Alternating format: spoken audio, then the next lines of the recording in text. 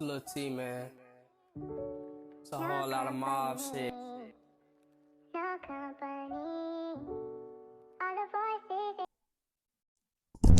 As requested, right back at it. Part two. That's part two of the dope interview with the homie. Wise, straight out of Illwell, Wilmington, North Carolina, man. Like, comment, subscribe. If you're new to the channel, drop a comment, man. I'm always engaging in a conversation, man. Conversation rule the nation, man. So don't be afraid to drop a comment, man. It won't be ignored. I promise you that. Shout out to all my day one subscribers, man. All my followers, everybody that's been liking my videos, dropping comments, sharing them with a friend, man. It don't go unnoticed, and it's damn sure appreciated. So let's get it, man. We in the 2024 with a bang, man. Rolling into 2025, man. All the way live. You already know. Force of the North, more to live for. Shout out to everybody that rock with your boy. Let's get it. Right back at it. Yeah. Part two, surviving North Carolina Department of Correction. Yeah. Kicking it off. Right back at it, man. What's up, man? No doubt, man. Appreciate you. Oh yeah. I think we stopped at, you were telling us how you had made it out of that, but you had got into some more trouble and you ended up doing another bit. Right. I think that's where we stopped at. Can you go into that a little bit? Like, was that charge as serious as first charge? Nah, it wasn't as serious. I think this was like in 2015. I think I had an indictment for a trafficking charge. Oh, Yeah. Serious enough, though. Yeah, it was pretty serious. Now it was serious, it just wasn't as serious as the first charge. But yeah, I had an indictment for a trafficking charge.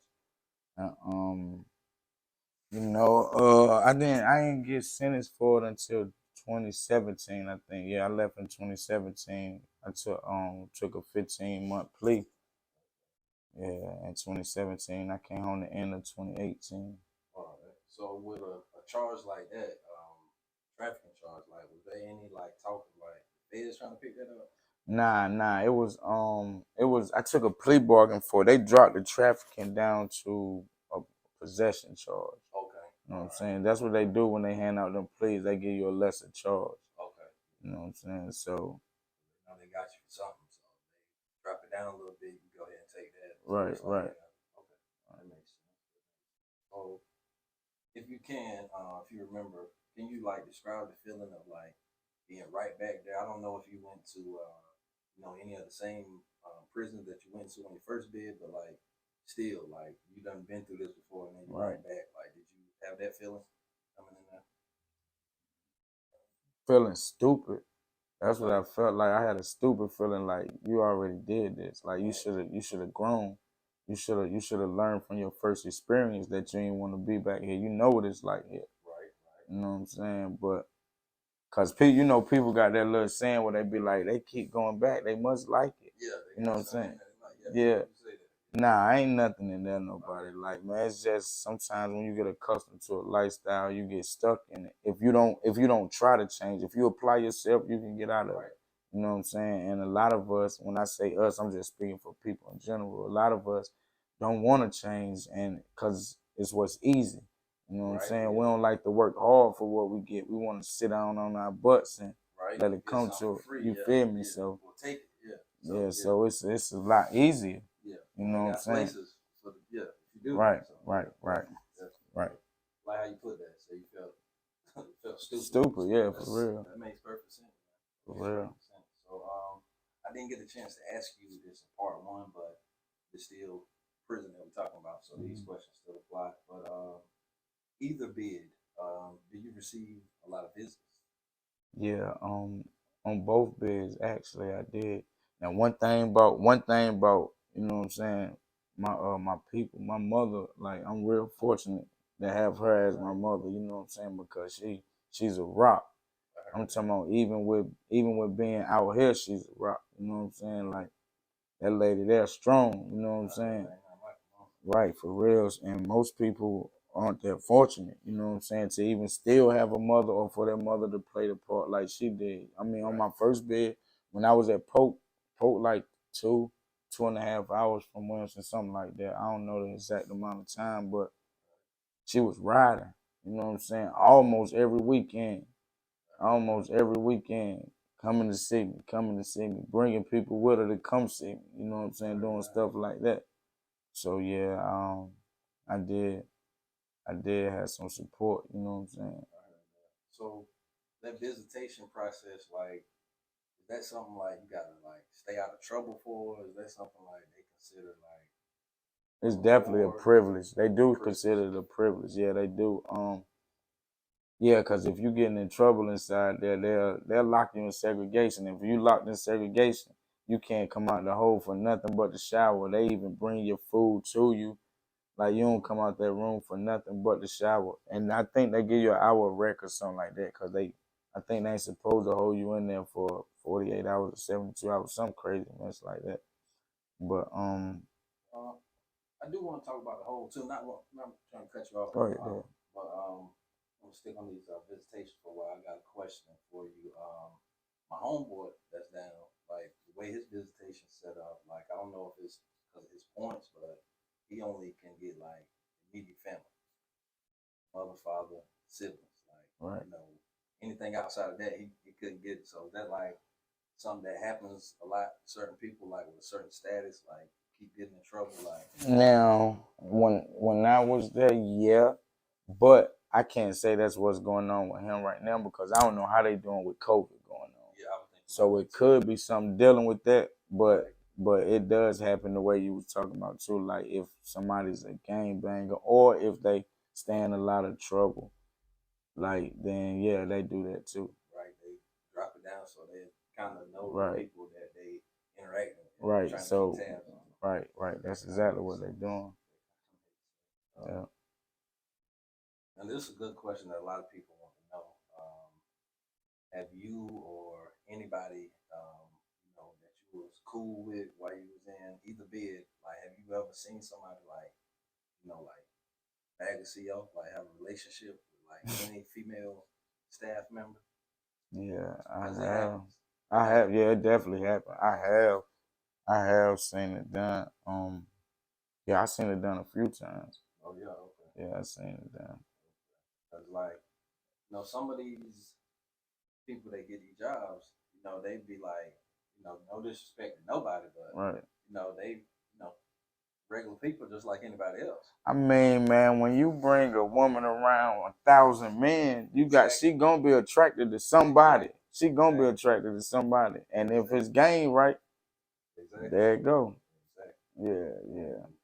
Just because like he's in prison, that's still like depending on, like I said, no disrespect to anybody. Right. Depending on the caliber of person that he was before he became an inmate, it might have been somebody that she, wouldn't even get the time of day with. Right. So like I understand how it happens or whatever. Right. It's true, and a lot of them guys might got more than what some of us got out here. Exactly. Yeah. With the exception of the cars and you know what I'm saying, Right. places to stay, but they have other things too. You know what I'm saying? It's ways.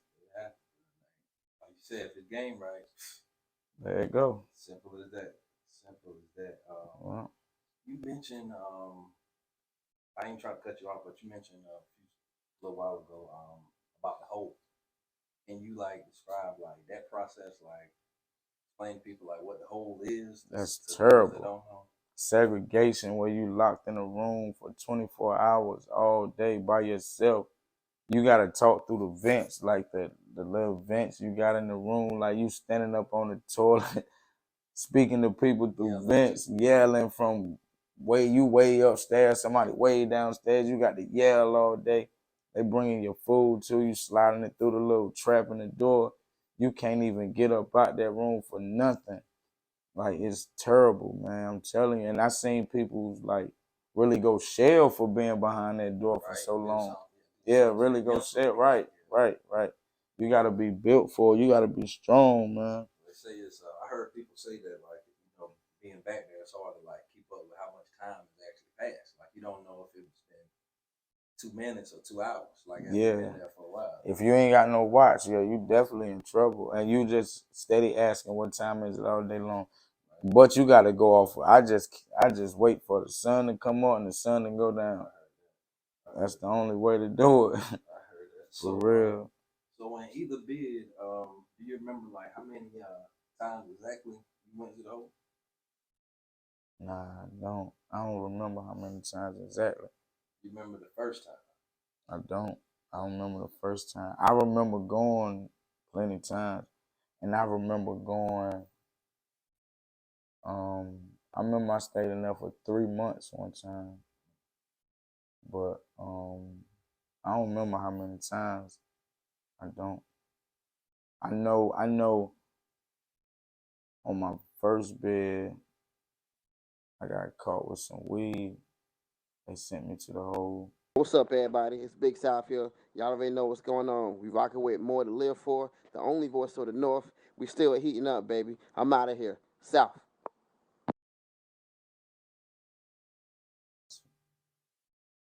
Then I got. Then I think we had got into a little fight. And they sent me and my partner to the hole. Try to say we had beat up somebody together. They sent us to the hole for that. On my second bed, I got caught with a cell phone, and they sent me to the hole for that. Yeah, they said, but I've been to the hole for numerous times for a lot of things. I just don't really remember everything. About the cell phones, not trying to give up too much game. Definitely don't want somebody getting nobody in trouble. Oh, nah, we ain't doing that. But is it expensive to get a cell phone, and is it as hard as people think? Yeah, it's real hard. It's real hard. I'm pretty sure it's expensive too. I mean, it's hard. You know what I'm saying? It's hard. It's real hard. And you know, anybody ain't gonna just have one though. Right. You know what I'm saying? Yeah, Somebody. anybody. Yeah. Somebody. Yeah. Anybody ain't gonna just have one. Yeah. Fast forward a little bit. All your answers been dope so far. Appreciate it. Make sure I mention that. You still piling in on first one. So I hope y'all watch this one same way y'all watched that one. Y'all tune in, man. Tune in.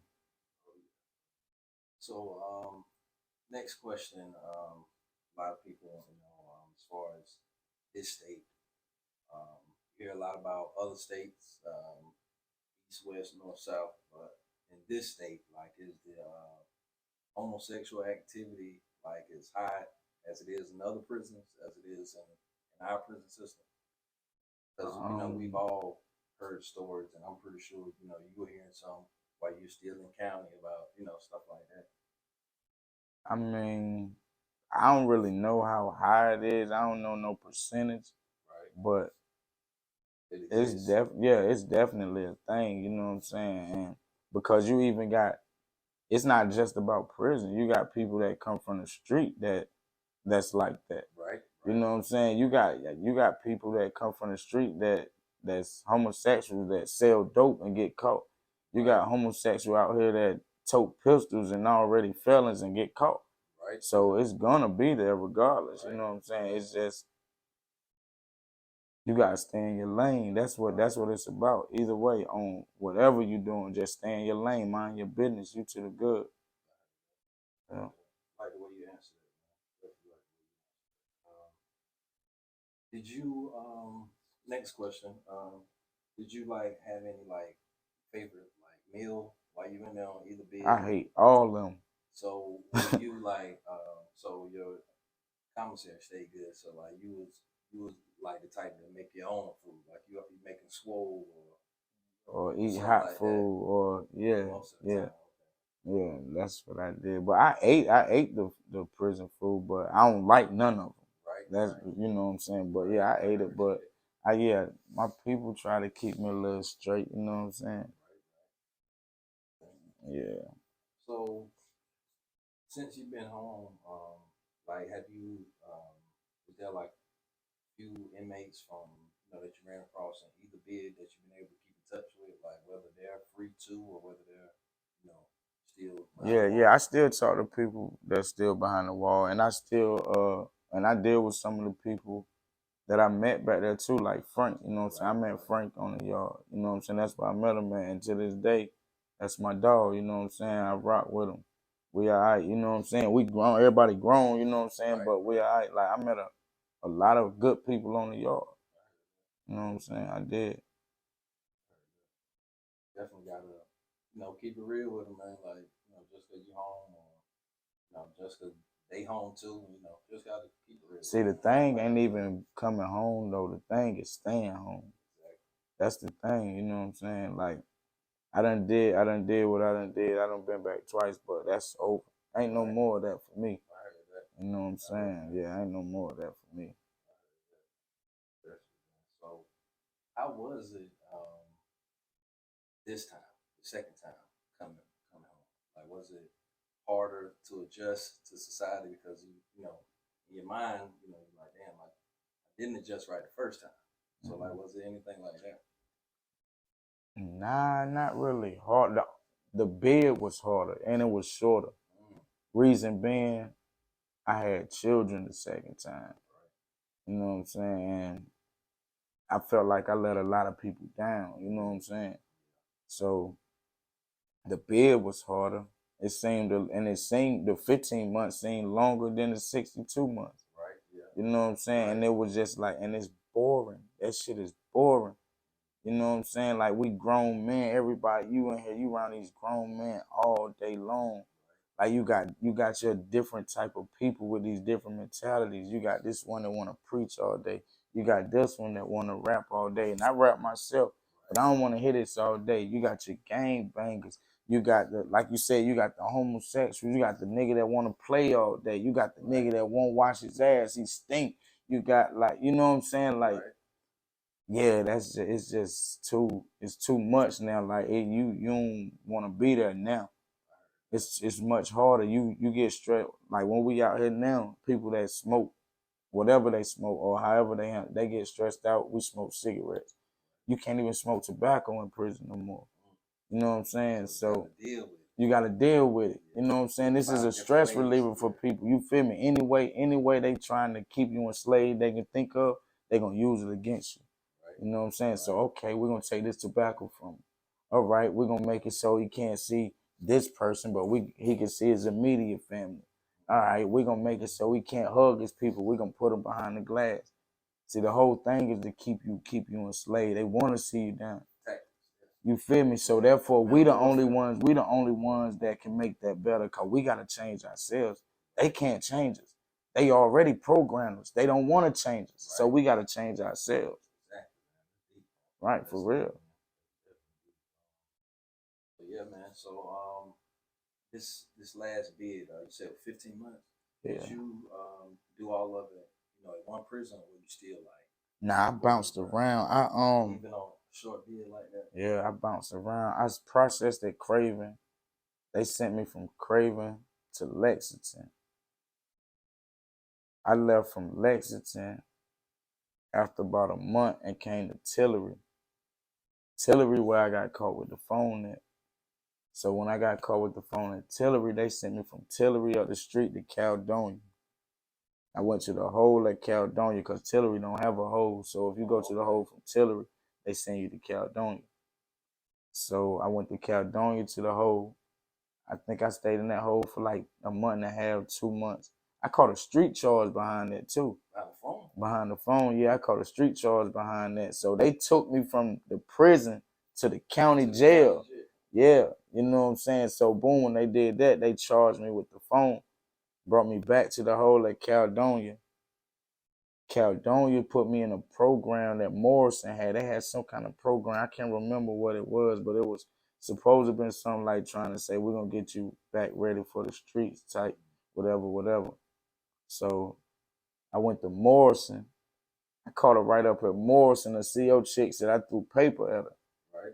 I was putting it in the garbage, yo. She was sitting down behind the desk. I was putting the paper in the garbage.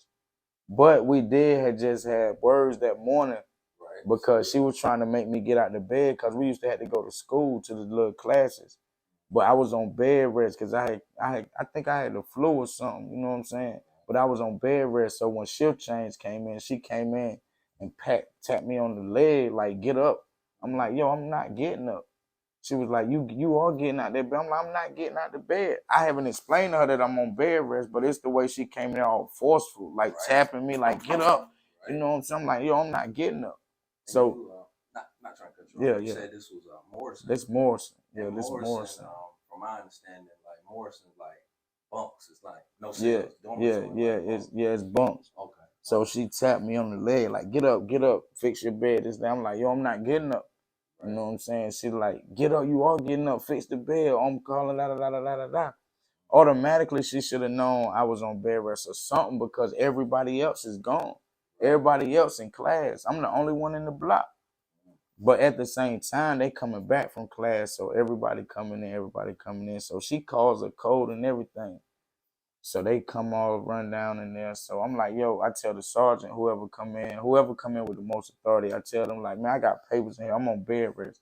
You know what I'm saying? So we going back and forth with that. So she writing me up still at the same time though. So they telling me to get up and come in the hallway. So as I'm getting up, coming in the hallway, they already out there, but the desk is in the hallway too. But the doors to get out of the building is in the front, and the desk like right there soon you walk out the block. So as I'm walking out, you know, I'm throwing paper in the trash. She hollered like I threw the paper at her. Right. You know what I'm saying? So boom, when they did that, she was like, oh, ain't you throwing paper at me? So boom, everybody turned around. I'm like, oh my God, yo, the paper right there on the floor by the trash can. It just didn't go in the trash can. She was like, no, you threw it at me, this and that and the third. So boom, they locked me up, put me in handcuffs and take me to the hole behind that. I end up beating that charge though, saying I threw the paper at her. But they definitely still made me wear the charge for not getting out of bed though. A whole while I had my papers and all that. They dirty, man. I remember back to my first bid, I remember this sergeant named Mr. Lee. He was a white guy. He had a Mexican homeboy that was a sergeant. I can't remember his name.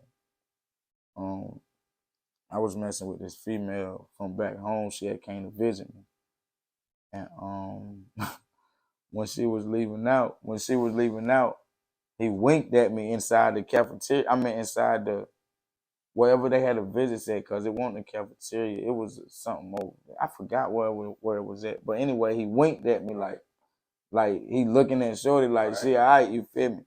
So when we go in the chow, when we coming out for chow, he tells me, white guy now, Mr. Lee, I never forget Sergeant Lee for this situation right here. You know what I'm saying? This is the only time out of all my whole time, bro, I cried tears. You know what I'm saying? Sergeant Lee. So when I'm walking by, he was like, hey, yo, tell your wife I said she pretty. I said, tell your sister I said she pretty. He grabbed me. He grabbed me by the shirt, threw me up against the wall. Now, Pope, they will rough you up. The police will rough you up. They will put hands on you, you know what I'm saying, and send you back to the block. You might not never see SAID. If they take you to SAID, they just gonna beat you some more. So I'm talking about when he grabbed me, he threw me up against the brick wall. Boom. So when he threw me up against the brick wall, his Mexican boy come over there. So he's like, what's the problem, Sarge? What's the problem? So Lee, he looking at, he get red in the face and everything. He like, after you eat your chow, come see me in my office. So boom, he let me go. I go eat chow. We going to eat chow. So boom, when I leave out, he waiting for me like this some street mans for real. He like, come on, Rogers, come on. So as I'm walking over there, the Mexican coming too. So when we get inside the office, he take his belt off with all his equipment on and stuff. He taking his belt off. He ready to fight. You feel me? He like, I'm not finna be no CO today. Today I'm gonna beat your ass. You know what I'm saying? So boom, I'm like, yo, you sitting here talking about my girl, then you gonna get mad when I say something about your sister? So the Mexican CO get in my face like, his sister is 16 years old. I'm like, man, I know that. Y'all act like I really knew he had a sister. I didn't even know if he had a sister for real or not. He talking about my girl, so I'm talking about his sister. I just threw a joke back at him. I'm thinking it's a joke. Boy, they roughed me up in there. And it wasn't nothing I could do. It wasn't nothing I could do because at the same time, if you punch one of them in the face and they get messed up, then you feel me? That's a street charge. They ain't gonna let you do that to them. And they way bigger than me, you know what I'm saying? So as they roughing me up, I'm up against the wall and I gotta take it. You know what I'm saying? That's all I could do. So boom, come up out of there. So when I go back to the block, as I'm walking back to the block, they sending me across the yard by myself. They don't even do that. Like it's always an officer with you at nighttime. You know what I'm saying? I'm going back by myself. Man, I get up in that block, man. I couldn't. My homeboy righteous. You know what I'm saying? He was like, bro, what's wrong? I was like, boy, I couldn't. It was nothing I could do. That's the only man that's hurt me to my heart so bad. You know what I'm saying? I was just like, bro, it wasn't nothing I could do, bro. That's what hurt. You feel me? Like if it was inmate, I would rather inmates had whooped me. At least I get a chance to fight back. You know what I'm saying? I was like, bro, it wasn't nothing I could do, bro. You know what I'm saying? Like I just had to take it. You feel me? Boy, Sergeant Lee, some garbage for that. Boy, I'll never forget that. Yeah. And that's still at Morris. Nah, that happened at Polk. That was on my first, but I just thought about it though when that chick, when I was talking about Shorty's holler like that. You know what I'm saying? Yeah. So the last bid, did you come home from Morris? I came home from Burt T. I went back to after that happened with the lady. They sent me to the hole, and they would say that I was a threat to her. So they kicked me out of the program and sent me back to Caledonia. When I went to Caledonia, I stayed at Caledonia probably like another, cause this happened in the beginning of the bid when I got caught. I wasn't even on state 3 months when I got caught with the phone. So yeah, I probably went back to Caledonia and did about another year. Probably about another year out of the 15 months. Probably about 9, 10 months, something like that. And then I went to Burt T for about a month. And I came home from Burt T, yeah. So Burt T, like this was a prison in Burt T, and then did you have to go back to Burt T County Jail? Nah. Just came home straight from Burt T. Straight from Burt T, yeah. But still in the county, in the same county. In the same, yeah. Yeah. Oh yeah, we finishing it up. These last two questions are real important to me, and I think they'd be important to other people as well. So, what would you tell someone who is 14 years in on a 25-year sentence, trying their best to see a light at the end of the tunnel? I mean, I'll probably tell them, man, you know, just keep your head up. That's really about, I ain't never been in that situation. Right. So I can't tell nobody how to handle that. Right. I don't know how to handle 25 years, telling somebody how to handle 25 years, and you done been gone 14. Right. Like, niggas ready to come home, bro, you know what I'm saying? But the only thing I could tell them is hold your head up, man, stay out the way. Right. You know what I'm saying? Getting in all that trouble, that ain't gonna help. Yeah, definitely. You know what I'm saying? That ain't gonna help. Definitely. My homeboy Rashad, I'll tell you about Free Rashad. But yeah, he 14 in on his bid. He in Morrison right now. So I'm hoping. I remember the homie Frank telling me he came home. Well, he got in some good programs while he went in Morrison that helped. You know what I mean? Kind of speed it up. Right. So I'm hoping that's what the homie doing. He's able to. You know what I mean? But kind of, already institutionalized. Because he's been in higher level prisons most of his bid. So, right. But he's still programming. So hopefully he keep doing what he's doing, man, and he can get up out of there, man. He's been gone 14. Yeah, he can get up out of there. You know what I mean? Yeah, he can get up out of there, man. He just got to stay out the way. Yeah. Bro, you got to stay out the way. And what I will say is this, though, bro. Don't ever get used to it. Like, don't get comfortable. Like, you can't get comfortable with prison. I don't care if they tell you 25, 40 years. Don't get comfortable with that. You know what I'm saying? That's the advice I do got from him. You know what I'm saying? That right there. Don't get comfortable, man. Same rule applies on this side too. Right. Can't stay stagnant.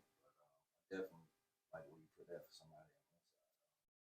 The last question, man, we're gonna finish it up with this, man. What would you tell someone who's about to enter a North Carolina prison for the first time? not to enter it. That's what I would say, not to enter it. You feel me? Do whatever you can to stay far away from it. You know what I'm saying? Don't get involved in this lifestyle if you ain't already in it. Stay away from it. But if you already in it and you got to do it, you know, you just got to man up. You know what I'm saying? But man, try your best, man. Like if you got time to change, change. You know what I'm saying? That's what it's about. If you got time to change, change. Don't nobody want to do that. Like we growing up now. People want families. People want houses. People want cars. You know what I'm saying? Get your credit right.